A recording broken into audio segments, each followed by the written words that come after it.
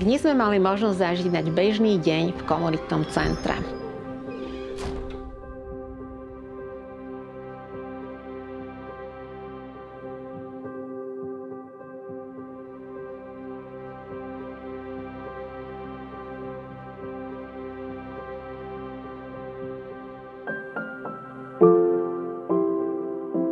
Ľudia k nám prichádzajú s rôznymi pocitami, emóciami, s rôznymi potrebami, s rôznymi otázkami a my sa im snažíme vyhovieť. Komu to klpko dám, ten bude odpovedať. Dobre?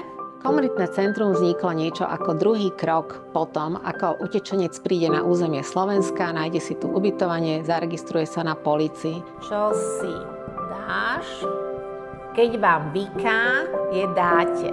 Náš hlavný fokus je na seniorov. Mnohí z nich sú profesori, akademickí maliari, inžinieri a tak ďalej, lenže samozrejme sú v inom svete, s inými zvykmi, s iným jazykom. Niekedy si naozaj nevedia pomôcť, ako sa spojiť s domácou bankou ohľadom penzií, nájomného, ohľadom rôznych potrieb a to im pomáhajú moje kolegyne, napríklad kolegyňa Ina, ktorá je geniálna v oblasti IT technológií.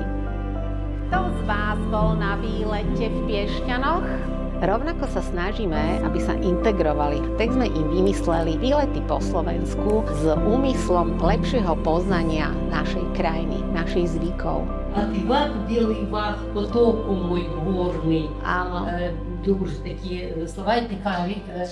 Ріка вах, pekná, taká vyličáva. Áno, veľká, široká. Vďaka podpore VHO sa mnohí z našich seniorov môžu zúčastňovať rehabilitačných pobytov. Tak otázka je, či má niekto pocit, že omladol po tej masáži. Áno. Такая я вышла, у меня вся спина прямо развернулась. Rovnako, čo sa týka drobnej motoriky, napríklad zlepšovanie, alebo vôbec preukázania z takej určitej osobnej dôstojnosti, majú možnosť u nás navštívať rôzne kurzy, napríklad ručných prác. A čo je najúžasnejšie, aspoň mňa to teda absolútne fascinuje, že tu vznikli nové priateľstvá. Ľudia, ktorí prišli z rôznych oblastí Ukrajiny, ktorí sedeli doma a nemali odvahu výjsť z tých bytov, si tu zrazu našli priateľov. Čo vám tieto kurzy tuto dali? Тут sa zoznámila sa s krajanami, stretla veľa skvelých ľudí, ktorí pomohli mi приспособиться новым животным подменкам. Каждый, кто берет в ручки клубочек, говорит одно словечко или два словечка о нашем коммунитном центре.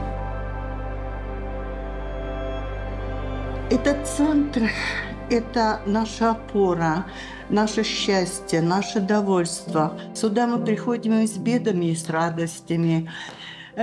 Всегда получаем помощь, ласку, добро, заботу.